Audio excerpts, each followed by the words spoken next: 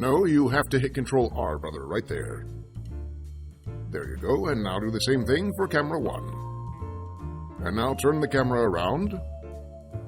And now remove your copy of Metal Ballads Volume 4 from in front of the lens. And there you are. Hello, video gamers. I'm Shu Tanaka. That's my brother Chan. We are video game designers, and today you are going to watch us observing internet video content because, quite frankly, this is the state of the world now. There is literally everything else you could be doing instead. Light housekeeping, Learning a trade. recaning old patio furniture and selling it at a markup. Or just playing a video game directly.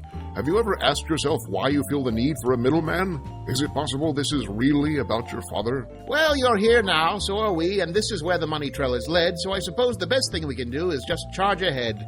Who knows, with a little luck, our little video live stream here may even recapture the power of that historic moment when a man first looked at a blockbuster video game with multi-million-dollar production values and thought, this could be improved by having a skinny Swedish man yell at it. Are you ready, brother? We're live streaming a video game on YouTube, Chan. I could literally be doing this half awake on the toilet, and it wouldn't have any noticeable effect on quality. Then let us begin.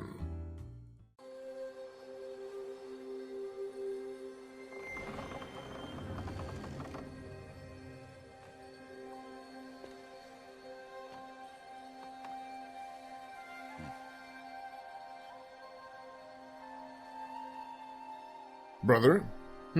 We're supposed to be talking, brother. People watch these things expecting commentary. Oh, right. I have no particular opinion on this scene.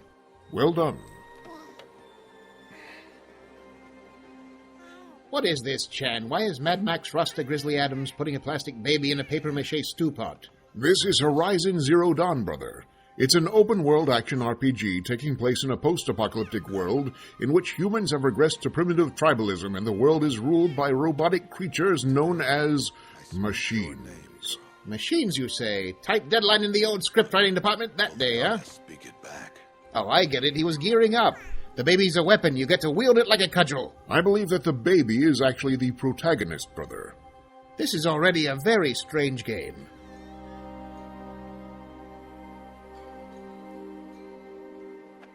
Normally it would be the mother who declares, if you had one.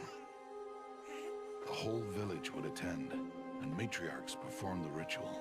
But we are outcasts.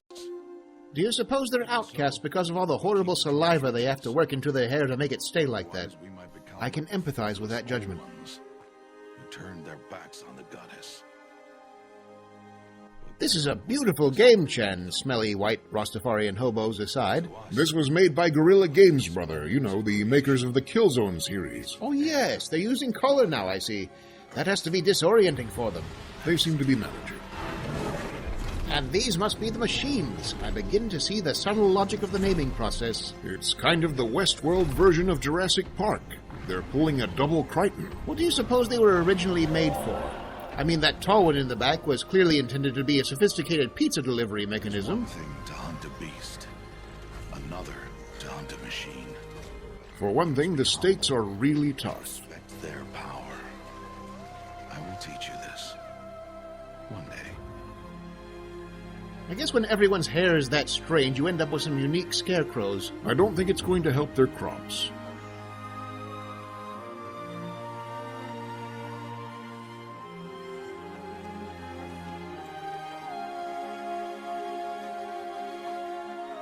Even a good person might look at that view and think, how far could I chuck this kid? But you shouldn't.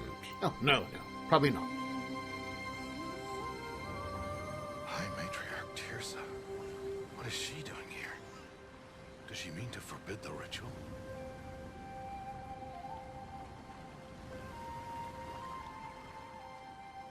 The High Matriarch dresses like the eyeball engineer in Blade Runner. One, though.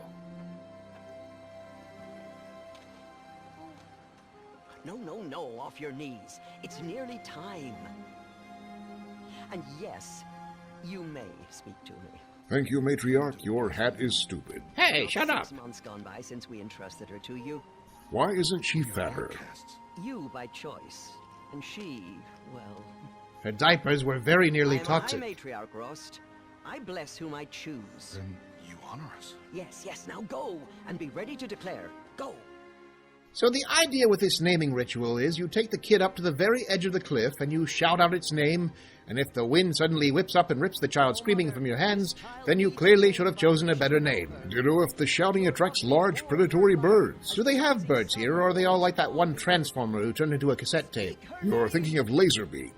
Soundwave carried him around in his chest. The current version doesn't do that, right? In the new Transformers cartoons? Oh, I don't know. Probably not. Maybe he turns into a micro SD card or a bootleg hyperlink. I guess it's kind of interesting that we've managed to survive to a time when it would be less suspicious to see a robotic bird hanging out on somebody's desk than to see a microcassette.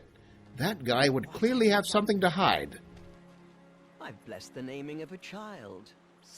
Uh-oh, you can tell she outranks her. She's got longer head antlers. What did she tell you about his birth, outcast? Answer! I've done only what you asked. To raise it, yes.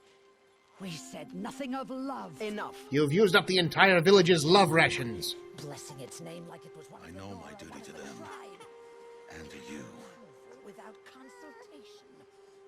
I'm here. And wherever you go, I will follow.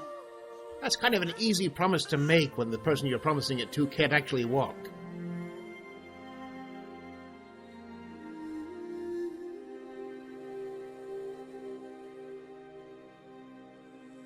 Do you normally watch cutscenes, brother? I do. I consider them an essential part of the experience. I don't begrudge anyone skipping them on repeat playthroughs, but the first time around, if the directors made the decision to include them, then I can assume that they're there to convey important information about the characters and their motivations. I prefer story elements to be conveyed within the gameplay with no breaks in immersion. Too many games let you barrel along at a good clip and all of a sudden, bam, they jam a cutscene in your spokes. I don't mind either approach as long as they're well done. Thematically, of course, games lag far behind traditional media. Look how long it's taken to get a cutscene in a game with proper mystics talking mumbo-jumbo and silly headgear and ceremonial moo-moos, while James Earl Jones had already perfected the craft in Conan the Barbarian back in 1982.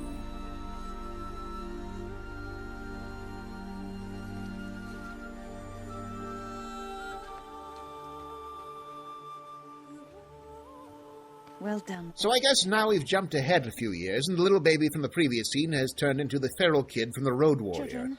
I can understand why they exiled her. Can you imagine how filthy your hands would have to be for these people not to accept your berries? You know, you look at stuff like this, or, James Cameron's Avatar, and it seems like modern media has a very distinct target aesthetic when it comes to portraying naturalistic indigenous tribes in sci-fi. Impeccably, even unrealistically clean, but with that precise mix of rumpled burlap and carefully cultivated frizziness that signals to the viewer that if you were stuck in an elevator with any one of them for more than 5 minutes, they would have attempted to sell you a dime bag of weed.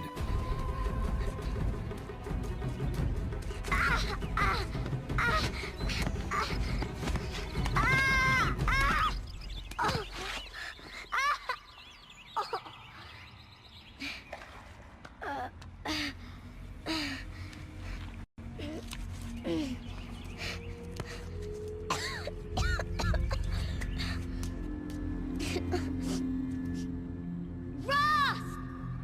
Down here! Rost! Rost! He won't hear me. Some kind of cave? Finally, we're getting to some actual gameplay. Speaking of which, did you make those snacks like I asked earlier? Yes, brother, I have placed for you approximately 5 baby carrots on a small saucer. That's not a snack, that's wanton cruelty. I said we were going to need some gamer fuel for this, brother. Yes, and I am fully confident that the assembled baby carrots will adequately restore the approximately 12 calories you may accidentally burn through while sitting on your butt twiddling a thumbstick. What kind of fuel do you think that requires? Do you normally play action games while swing dancing? Brother, it has long been acknowledged within gaming circles that the term gamer fuel is simply a gentle euphemism for Doritos, chicken wings, and Mountain Dew. I see, so what the gamer fuel is actually fueling, then, is death by cardiac arrest at the age of 45, and the subsequent discovery of your carcass 4 weeks later by your mailman. I'm ordering a pizza after this. Oh, to see the giant spatula they'll have to use to pry you out of the easy chair your corpse became cemented against due to congealed chicken grease. I'm getting extra cheese on it, too. And all the meats, in fact, I'm going to request that they make the crust entirely out of bacon. Finger-licking dead. This must be a ruin of the metal world. One of the old places. That poor girl's luck. She has to be the first post-apocalypse dweller in hundreds of years to stumble across a ruin that isn't a recognizable U.S. landmark.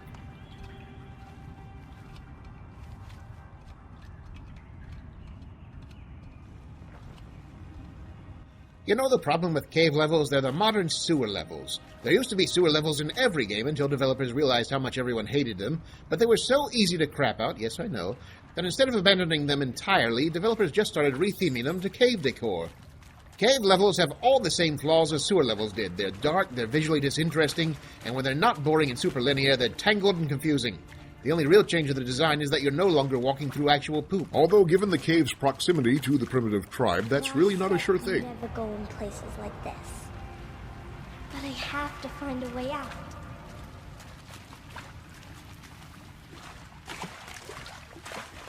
So I'm not a geologist, brother, but I've heard that for limestone stalactites at least, it can take over 1,000 years to grow 4 inches. So I guess what I'm saying is that before the old world was truly destroyed, they made some extremely hardy furniture.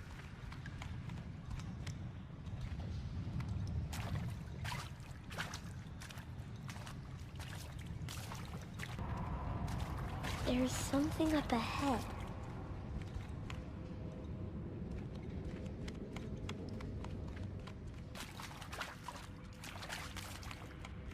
What are you doing, brother? I'm looking through the desk. I was sure I had a candy bar in here somewhere. Did you actually eat the baby carrots? What happened to them? A gentle breeze picked them up and flung them into the hall garbage. If I had something substantial here, obviously that wouldn't happen. There's a whole head of cauliflower in the refrigerator. Maybe I can anchor it in place with some bacon ranch dip.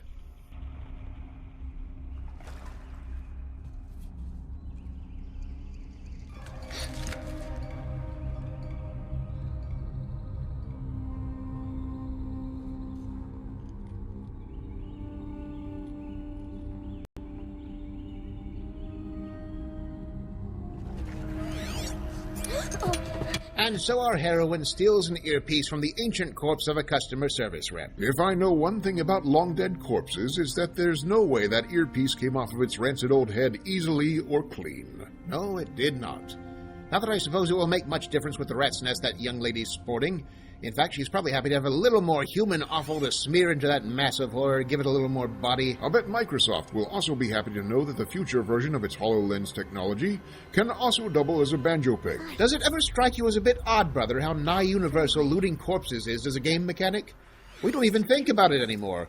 I wonder if real Navy SEALs are disappointed when an enemy combatant goes down and he doesn't immediately erupt in a shower of coins or a whole roast ham.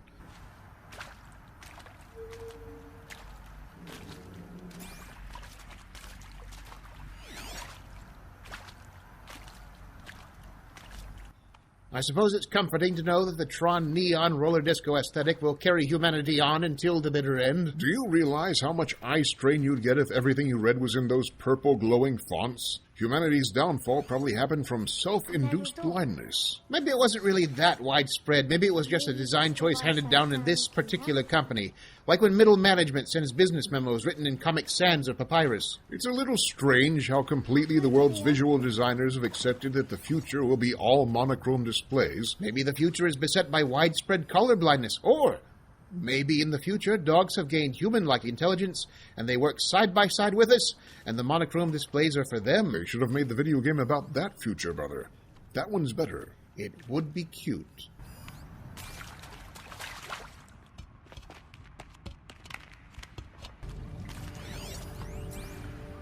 You think I want it this way? It's the best I can do. He's right behind you. Hi! She found the ghost of post-visor Geordie LaForge. Daddy sure does love his little big man. Look, Daddy can't be there with you and Mom, but we can still have a party, right? Sure we can. Show me. Show me again. Taken two. He's right behind you. Hi! And they find her 3 weeks later, still partying with the answering machine Daddy message. sure does love his little big man. Look, Daddy can't be there with you and Mom, but we can still have a party, right? Sure we can. Happy birthday, Isaac. Daddy sure does love his little big man. You think it'd be difficult for a kid to be the creepiest thing in a room full of mummies, but there you go.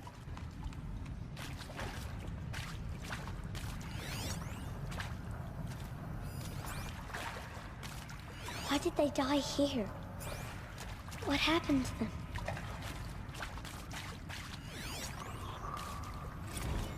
I mean, seriously? Record ourselves for posterity? Great idea, Director Evans. Like I haven't done enough for posterity already. Like I wouldn't be here like this if not for Machu Picchu.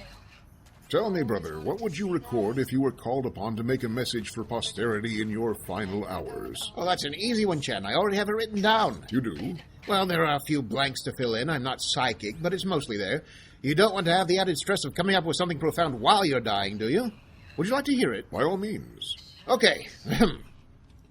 You fools, you blind fools, how little you knew me, how little you could understand my greatness with your feeble brains, but my greatest ire I reserve for blank, the monster who has taken my life with a poison-tipped dart shot into my neck through a blowgun from across the street while I was taking my morning constitutional on the day of October the 5th. That's specific. And though I did indeed deliver swift and fatal retribution to blank, before my force left me, my strength ebbs now, and the darkness closes in. I cannot forgive any of you, for your crimes of underappreciation have carried me to my grave as swiftly as the assassin's dart, but take comfort in the knowledge that I am no longer actively planning revenge. That's very big of you. I hope that those I leave behind will endure without me, my dear brother Chan, my sister Hiroko, my assistant Arnie, my chief of security Gila Mobster, assuming that he is not, in fact, the one that killed me, which is a distinct possibility, and the rest, goodbye. You will not soon be forgotten, brother. Come, girl. Take my hand. You don't belong down there. Come.